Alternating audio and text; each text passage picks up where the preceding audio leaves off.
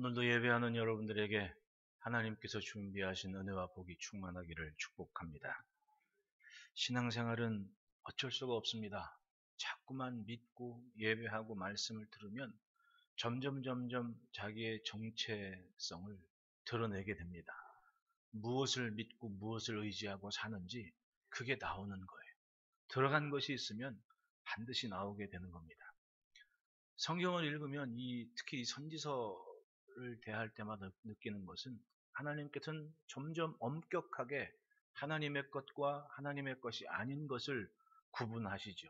본문 말씀에서도 하나님의 종들은 먹이고 마시고 기쁜 일이 있습니다.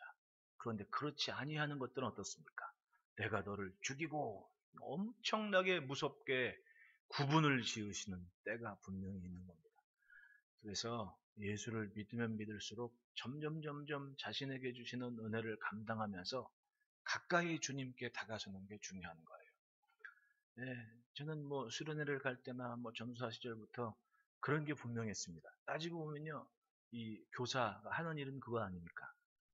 요 옆에 있어야 안심이 되는 아이가 있는가 하면 저 멀리 있어도 안심이 되는 애가 있는 거예요. 네?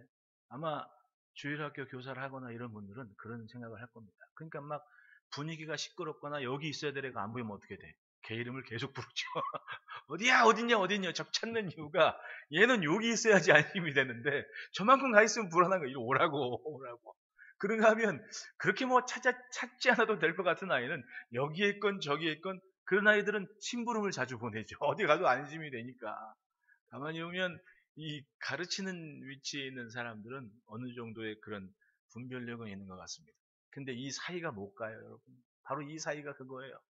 얼마나 자신의 삶을 하나님의 것으로 만들어 가느냐. 예배하고 듣고 그 삶이 들은 대로 열매가 되고 나타나는 삶이면 안심이 되는 겁니다. 그러면 여기에 있건 저기에 있건 눈에 보이든 안 보이든 그 상관없습니다. 왜냐하면 점점 하나님 앞에 만들어 가기 때문에 그런 거 아니겠습니까? 우리는 예수 닮은 삶으로 스스로를 가꾸고 스스로를 만들어 가요. 그게 사실은 궁극적인 삶의 목적 아니겠습니까? 누가 봐도 저 사람 하나님 거구나 라는 게 증거되고 나타날 만한 그런 때가 분명히 있는 겁니다. 그것이 아니면 늘 불안하죠.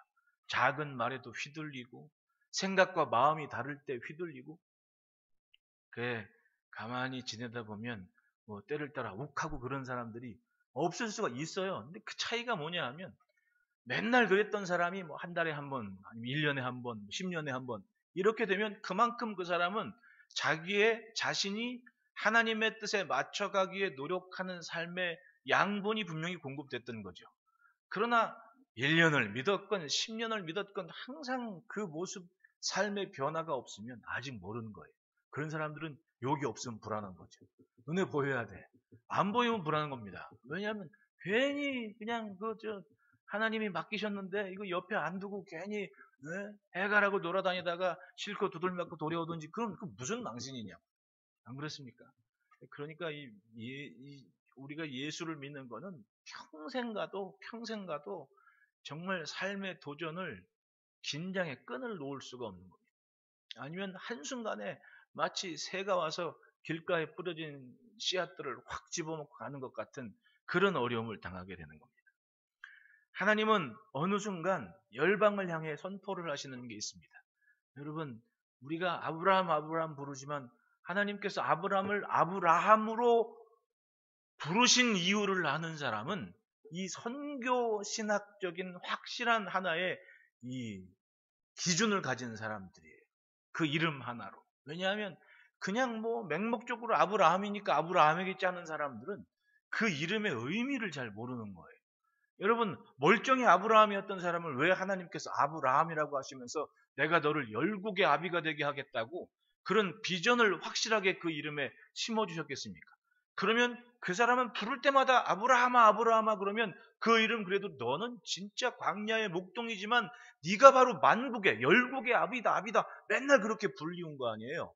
이름이 그래서 중요한 거 아닙니까? 결국은 하나님께서는 아브라함 한 사람을 믿음으로 세우실 때 뭘 본 거예요? 세상의 모든 사람들을 다시금 하나님 앞에 묶어 놓으시고 불러들이시려는 목적을 갖고 그 믿음, 아브라함의 믿음, 그 믿음의 조상 한 사람을 세워두신 거 아닙니까? 대단한 일이죠. 그러니까 유대인들의 교만이 뭐예요? 하나님께서 하실 일에는 전혀 관심도 없이 자기들의 종교적인 전통만 세워가지고 누가 유대인이냐 아니냐 이런 구분만 짓고 있으니, 구분하고 있는 순간부터 하나님께로부터는 저만큼 멀어지는, 그리고는 뭐예요? 잘 믿는다고 하지만은 고집과 아집으로 하나님의 뜻을 쳐내는 그런 전통만 세워가지 않았습니까? 그게 유대인의 어리석음인 거예요. 그러면서도 하나님을 찾지도 않고 구하지도 않고 생각하지 않은 그런 삶을 살다 보니 역사가 아무리 오래면 뭐합니까? 아무리 봐도 하나님께서 보실 때 내 종이 아니다, 그런 쳐내실 때 바로 이 주변 나라들이 거침없이 예루살렘까지 쳐들어와서 유린하는 역사적인 아픔을 경험하게 된 겁니다. 보십시오. 아브라함의 자손, 이게 얼마나 대단한 영광이라고 자기들이 생각합니까? 그런데 예수님께서 오셨을 때 막 사람들이, 여기저기 몰려온 사람들이 호산나 다윗의 자손이여 찬송할 때 이 종교인들은 뭐 했습니까? 저 무식한 사람들 막 그러면서 비난하고 욕하고 그랬거든요. 그럴 때 그 모습을 보고 예수님께서 그들에게 하신 말씀 있지 않습니까? 예? 니들이 아브라함의 자손이라고 자부심 갖지 말아라. 하나님은 여기 돌들로도 아브라함의 자손으로 만드실 수 있는 분이다. 그 말은 뭐예요? 바꿔 말하면 이 돌만도 못한 인간들아, 이렇게 하는 거예요. 하나님의 뜻을 외면하니까 돌덩이만도 못하다고 구박을 받은 거 아닙니까? 우리가 이 믿음이라는 것은 가만히 보면 나를 완전히 비우고 주님께서 담아주시는 걸 채워가는, 그게 진짜 믿음인 거예요. 쉽지 않죠. 그러나 그만큼 감당해 오고 감당한 만큼은 나는 오늘 여기에 있는 거예요. 네. 그래서 똑같이 애들 오늘 선거하셨어요? 투표하셨습니까? 네? 요즘은 막 사람들이 파란 옷만 입으면 민주당이냐고. 최순영 원사님 어디 가면 민주당인 줄 안다니까. 진짜예요. 내가 그 월요일에 연천에 지난주인가 언제 가는데 친구 목사님이 도봉산역에 자기 좀 라이드 하라 그래가지고 딱 기다리는데, 그날따라 방역하는 사람들이 파란 옷을 입고 왔더라고. 내가 여기 있으면 한 30m 저기 지금 유인숙 권사님 앉아있는 자리쯤에 파란색 방역복을 입은 한 대여섯 명이 주변에 그 울타리랑 공원을 막 소독을 하고 있어가 난 그 사람들이라 하는데, 거기서부터 한 30m 떨어진 자리엔 또 그 민주당 사람이 샌드위치맨이 피켓을 들고 막 선거운동을 하는 거예요. 근데 나는 내 친구가 파란 잠바를 입고 올지 꿈에도 생각 못했지. 그냥 멀뚱멀뚱 가만히 있는데 저기 한 50m, 100m 떨어진 지점에서 친구가 막 이렇게 손을 흔든 거야. 그러니까 친구하고 나 사이에는 파란색 방역복을 입은 사람들과 민주당 선거운동원이 있었단 말이지.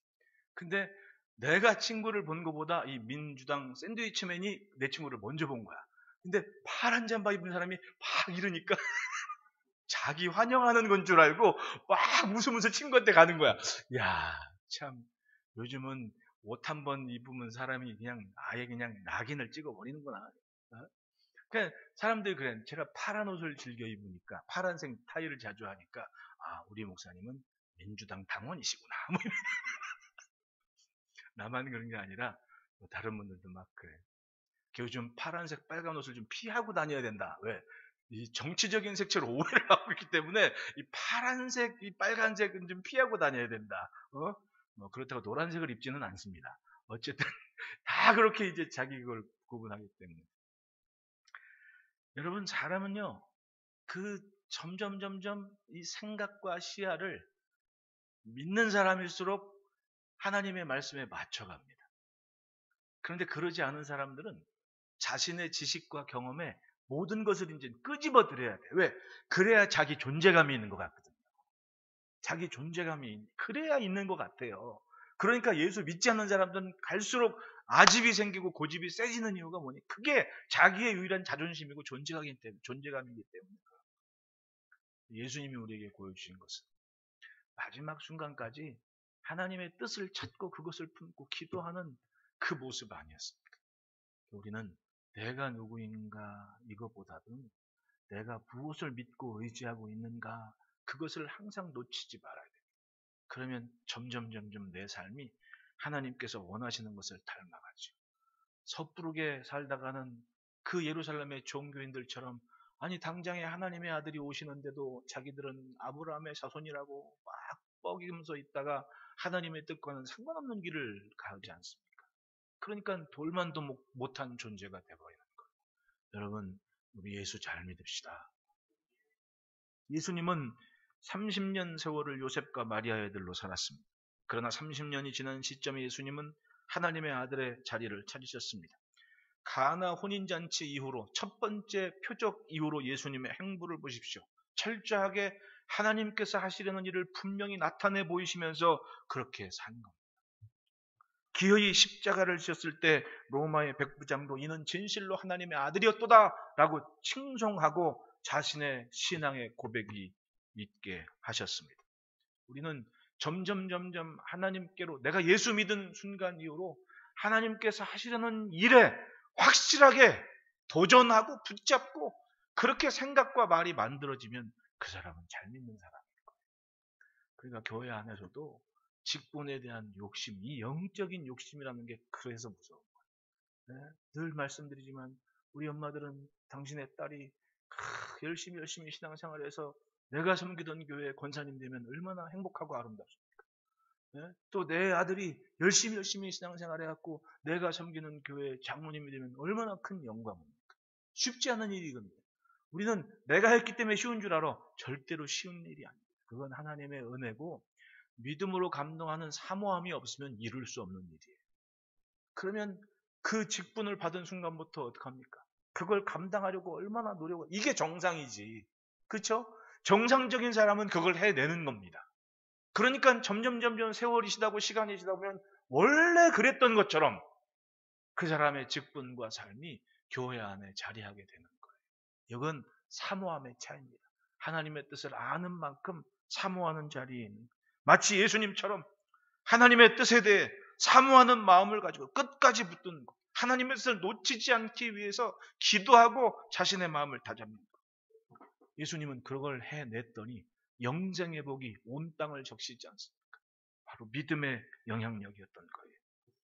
하나님과 멀어지는 인생은 하나님의 뜻에 관심도 없고 하나님의 마음은 아랑곳하지 않습니다. 1절 말씀 보면 나는 나를 구하지 아니하던 자에게 물음을 받았으며 나를 찾지 않았던 자에게 찾아냄이 되었으며, 즉 하나님께서 이들이 뭔가 액션을 취하기 이전의 모습은 하나님을 구하지도 않고 하나님을 찾지 않던 자인 것을 하나님은 알고 계십니다. 그런데 어느 순간 그것이 환란이건 풍파건 무슨 일이 있은 이후에 하나님은 적극적으로 하나님을 나타내시죠. 나 여기 있다. 내가 어디 간 게 아니라 내가 여기 있노라라고 이스라엘만이 아니라 온 열방에 선언을 하고 선포하시는 거예요. 아브라함이라는 믿음의 조상 하나 세운 그 이유를 확실하게 선언하실 때가 있는 거예요. 나 여기 있다. 어디 안 갔다. 모든 것이 그렇습니다. 가치를 아는 자의 품에서 그 가치는 더욱 빛이 나는 것처럼 여러분 소중한 것을 알았으면 소중한 것에 맞는 삶을 살면 돼요. 그게 없기 때문에 혼란스러운 거 아닙니까? 내가 남들보다 조금 더 많이 배웠으면 배운 사람으로서 살면 되는 겁니다.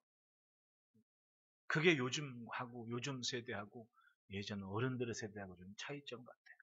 옛날 어른들 세대는 내가 남들 농사질 때, 내 친구들 농사질 때 학교 가서 공부했으면 책임감을 느꼈습니다. 사회적 책임감을 느껴가지고 내가 어떻게 하든 이걸 사회에 공헌해야 된다라는 것을 배우고 그렇게 실천했어요. 그게 지금 103세를 살고 계신 어르신 얘기 아닙니까? 옛날에는 그랬다. 근데 요즘은 공부하는 목적이 뭐냐? 출세해야 된다. 돈 벌어야 된다. 결국은 나 잘 살려고 뭔가 남들, 그러니까 경쟁해도 빛이 안 나.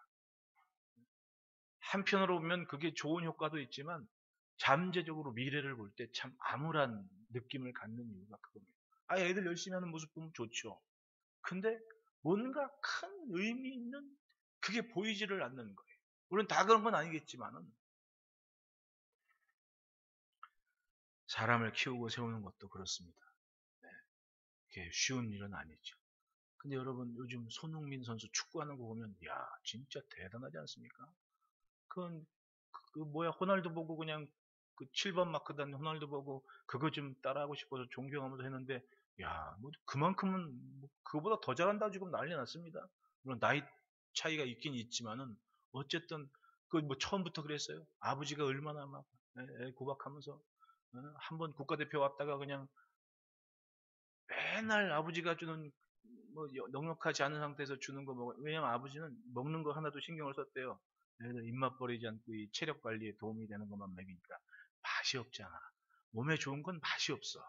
그러니까 애가 이제 국가대표 소집돼 왔는데 뭐 온 부패를 차려놓고 먹으니까 청소년 대표팀 왔을 때 애가 그 막 합숙 훈련하는 동에 살이 들이대 쪄가지고 아버지가 하느니 너 축구하지 마 이랬대요. 그러면서 애를 그렇게 켰다는 거 아니에요. 예? 제일 서러운 거 먹고 싶은 거 못 먹게 할 때 그치 시온아? 어? 서럽잖아. 먹고 싶은데 못 먹게 할 때. 예?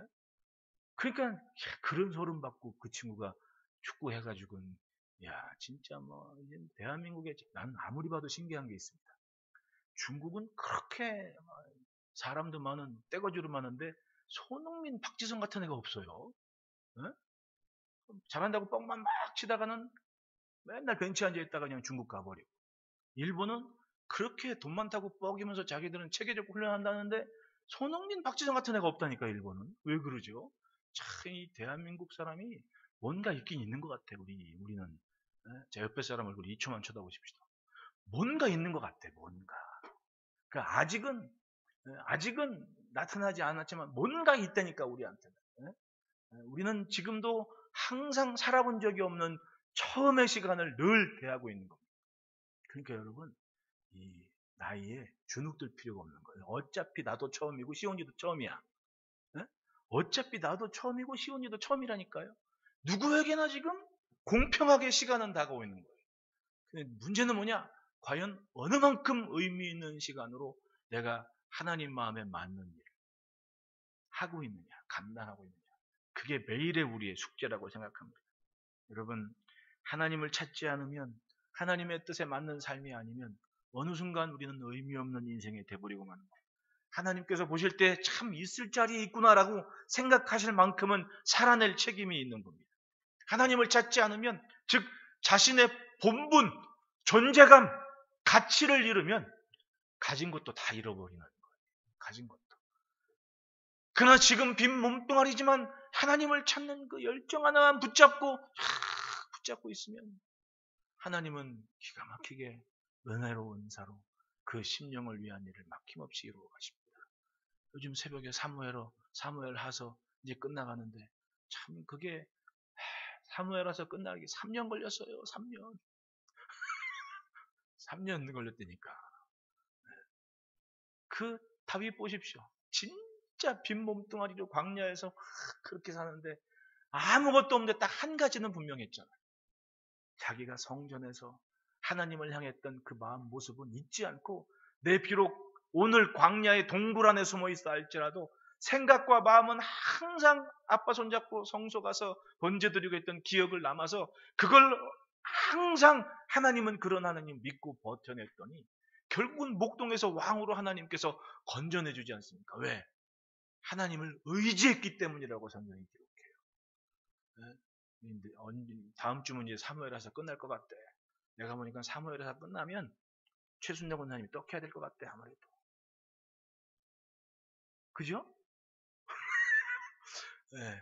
곧 끝나 사무엘하. 근데 너무 은혜가 되는 거예요. 어쩌면 그렇게 한 인생의 절박함이 복되고 아름다운 영화로운 길로 가는 모습을 세세하게 기록해냈는지.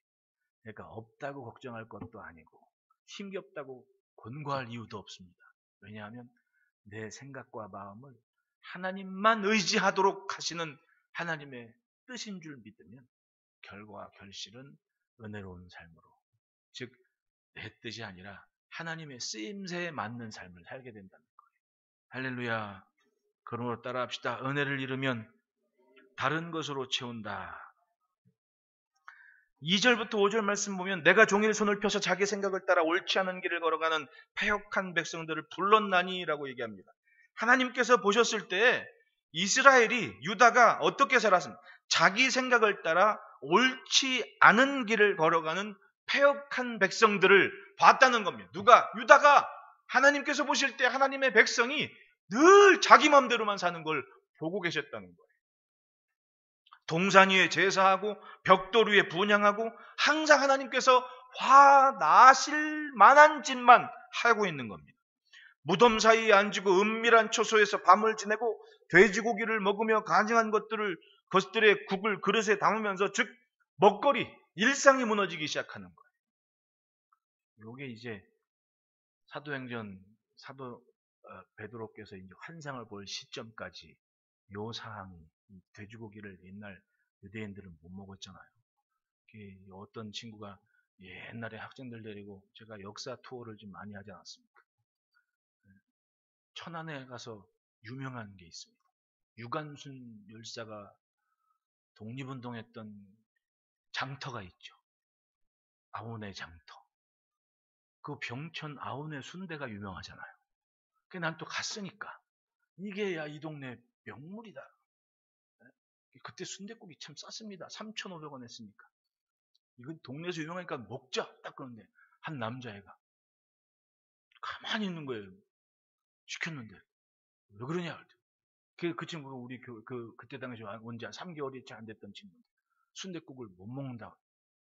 왜? 그랬더니 자기가 자란 교회에서 목사님이 순대 먹으면 지옥 간다 그랬다고. 지옥 갈까봐 순대 못 먹는 거. 그래서 야 그럼 우린 다 지옥 가냐? 어? 사람이 배운다는 게 참 제대로 배우지 않으면 참 고집. 근데 가만히 보니 신앙도 그렇잖아요. 신앙이. 그 친구한테는 그 목사님이 그 말했기 때문에 이걸 지키는 게 천국 가는 길이고 이게 내 고집이야. 결국은 뭐예요? 성경에는 있는데 자기가 믿고 싶은 대로 믿겠다는. 유다가 그렇게 자기 생각을 따라 옳지 않은 길을 걸어가는 패역한 자리에 앉게 됐다. 근데 그거를 하나님 보실 때는 그렇게 보시는데 자기들은 엄청 잘 믿는다 그랬잖아요. 언제? 느부갓네살이 쳐들어와서 성전 무너질 때까지 자기들은 잘 믿는다고 고집했잖아요. 이게 얼마나 웃기냐. 성령이 아니라 주의 말씀이 아니라 자기 생각을 쫓아갔습니다. 그러면서도 나는 하나님의 백성이라고 자부하며 살았던 거예요. 열매가 다르고 삶이 다른 존재를. 성전에 올라가서 예배하기보다 동산에서 제사하고 제단이라 벽돌 위에 분향을 합니다. 말씀을 따르는 삶이라기보다 내가 좋은 대로 믿고 싶다는 거예요. 생각해보니 쉽게 가면 좋겠다. 그러니까 굳이 여기서 볼 때나 저기서 볼 때나 그냥 뒷동산에서 하자 이러면서 하나님의 것을 존중하는 삶이 있어야 됩니다. 생각과 마음에 절대적으로 소중한 것은 하나님을 존중하는 것이라는 기준을 가질 때 그 인생은 견고한 삶이 되는 겁니다. 이방인들은 어차피 어디든 자리 피면 기도처가 되는 겁니다. 힘들어도 올라야 하는 말씀을 품기보다 내 생각에는 괜찮겠지 하면서 뒷동산에 이방인들처럼 그렇게 하겠다는 것. 4절 5절 보십시오. 그들이 무덤 사이에 앉으며 은밀한 초소에서 밤을 지내며 돼지고기를 먹으며 가증한 것들의 국을 그릇에 담으면서 사람에게 이르기를 너는 내 자리에 서 있고 내게 가까이 하지 말라. 나는 너보다 거룩함이라 하냐니 이런 자들은 내 코에 연기요 종일 타는 불이로다. 그러니까 뭐예요? 자기 마음대로 믿으면서 다른 사람들은 잘 못 믿는다고 저만큼 떨어지라고 나는 거룩한 사람이니까 이는 가까이 오지 말라고 이러고 있더라는 거예요. 그러니까 하나님의 아들이 오셨는데도 자기들은 바리새인이라고 종교인이라고 거룩하라고 아니 당신 제자들이 손도 씻지 않고 지금 밥 먹고 있지 않소? 라고 비난할 거리를 찾는 사람. 하나님과는 상관이 없이 나는 거룩한데 너희는 왜 그 모양이냐? 라고 비난을 하는 종교인들이 되고 말았습니다. 하나님께서 이스라엘에게 나타나실 때 기억하게 하시는 것이 있습니다. 나는 너희를 애굽 땅 종되었던 곳에서 건져낸 여호와다. 우리는 항상 우리가 일어선 자리가 어떠한 것이었는지를 기억하고 살아야 돼요. 우리들 속담에는 개구리 올챙이적 생각 못한다 이런 얘기가 있듯이 격언에 항상 우리의 지나온 길을 생각을 해. 애굽 땅 그 모습 그대로 건져내신 하나님의 은혜를 입고 살았는데 자신이 굉장히 종교적으로 많은 것을 성취했다고 자기의 생각대로 믿으면서 다른 사람들을 정죄하는 자리에 있다면 어느 순간 잃어버린 거예요. 무엇을? 하나님의 마음과는 상관없이 살고 있다. 은혜를 잃으면 결국은 다른 것으로 채우게 마련입니다. 하나님께서 하셨습니다라는 그 믿음의 고백이 식어지면 결국은 다른 것으로 채우게 마련입니다. 어느 순간 하나님과는 상관없는 삶이 되어버린다. 그러므로 따라합시다. 말씀 앞에 운명이 결정된다. 사로는 양떼우리가 되겠고 아굴골짜기는 솥대가 넘는 곳이 되어 나를 찾는 내 백성의 소유가 되려니와 라는 구절이었습니다. 사로는 이스라엘 평지를 얘기합니다. 사마리아 윗부분의 지중해를 연하여 넓게 펼쳐진 그런 평야 지대입니다. 그런데 아수르에 의해 그 사론의 땅이 망가지게 됩니다. 아골 골짜기는 아간이 범죄했을 때 돌로 쳐 죽였던 여리고 근처의 골짜기였습니다. 비옥하다가 버림받은 곳을 의미하는 지명이 됐습니다.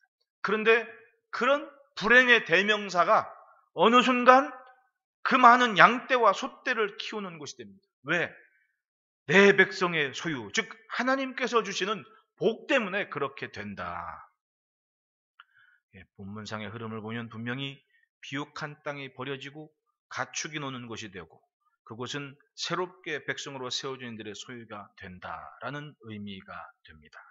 11절 12절 보면 오직 나 여호와를 버리며 나의 성산을 잊고 가색의 상을 베풀며 무니에게 석권소를 가득히 붓는 너희여, 내가 너희를 칼에 붙일 것인즉 다 굽풀이고 죽임을 당하나니 이는 내가 불러도 너희가 대답하지 아니하며 내가 말하여도 듣지 아니하고 나의 눈에 악을 행하였으며 내가 즐겨하지 아니하는 일을 택하였습니다.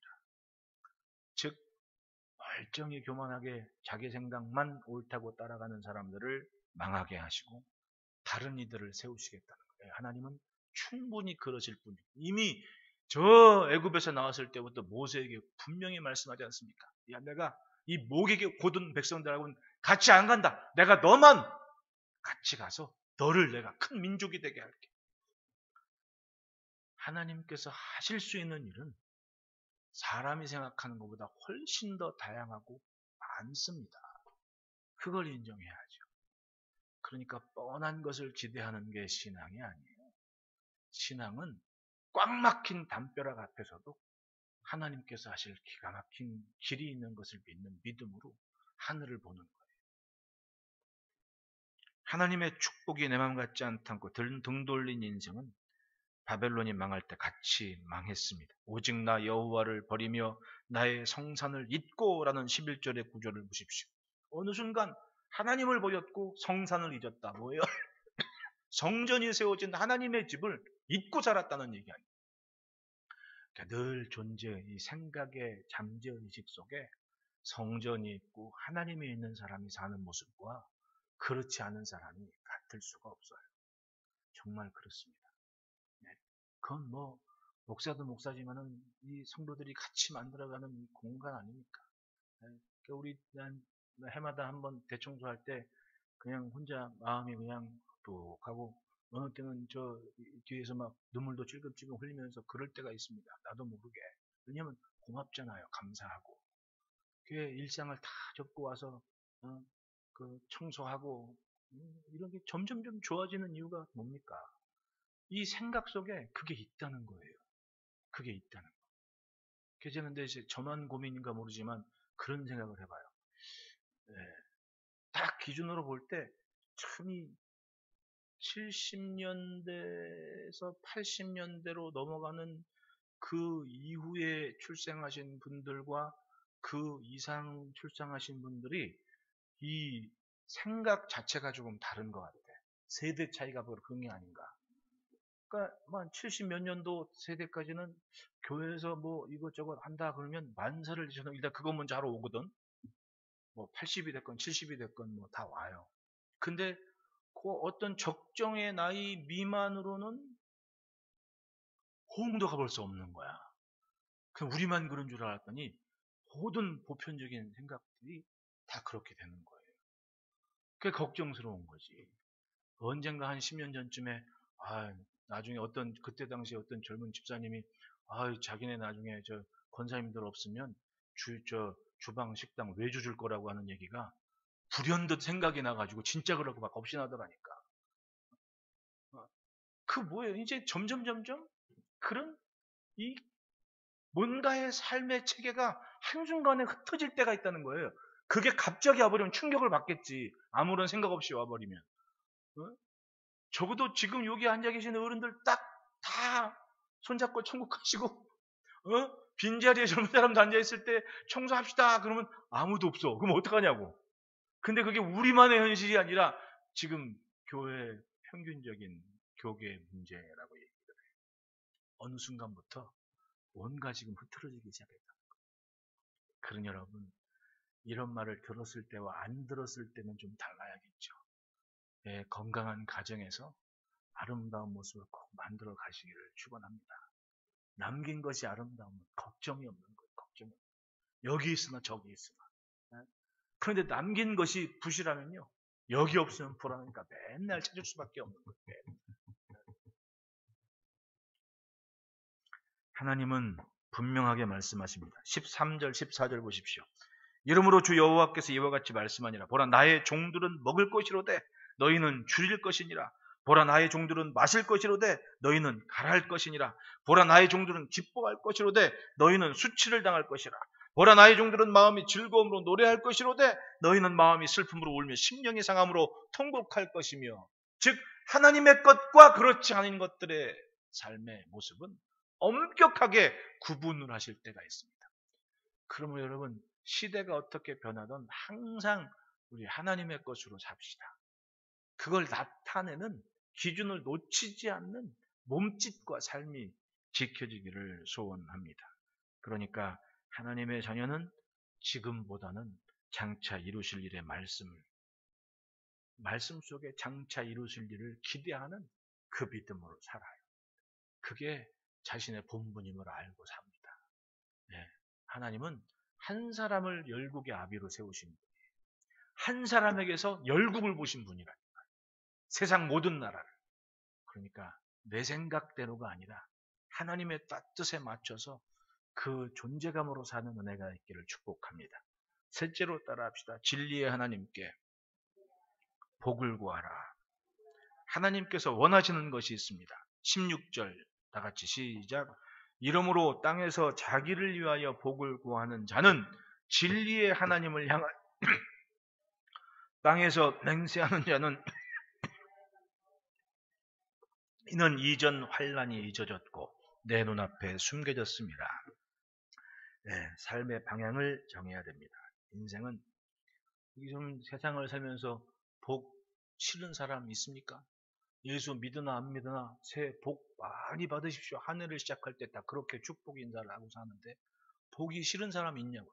복 다 좋아해요. 예수 믿고 하나님 믿는 순간 하나님은 하나님의 복을 사모하라고 하신 거예요. 복 그러면 괜히 이상하게 색안경 끼고 보는 사람이 있는데 왜 성경에 있는 얘기를 없는 것처럼 그렇게 무슨 우리가 예수 믿는 게 사회운동하는 것처럼 이렇게 착각하는 동네 사람들이 있다니까요. 근데 분명히 하나님은 말씀하십니다. 땅에서 자기를 위하여 복을 구하는 자는 진리의 하나님을 향하여 복을 구할 것이요. 하나님이 주실 것을 기대하고 복을 구하라고 합니다. 어떤 일이든 말씀을 품고 성전에 올라 번제단에서 제물을 드리며 헌신할 인생들이 뒷동산에서 올라 벽돌 위에 제물을 드리며 우상숭배가 되어간 사람들이 있습니다. 하나님은 그래서 유다에게 징계하셨고 진노하셨던 겁니다. 하나님은 진리의 하나님을 향하여 복을 구할 자들을 찾고 계십니다. 다시금 하나님을 만나고 하나님을 인정하며 진리 하나님이라는 원어의 단어인 아멘의 하나님이라고 얘기합니다.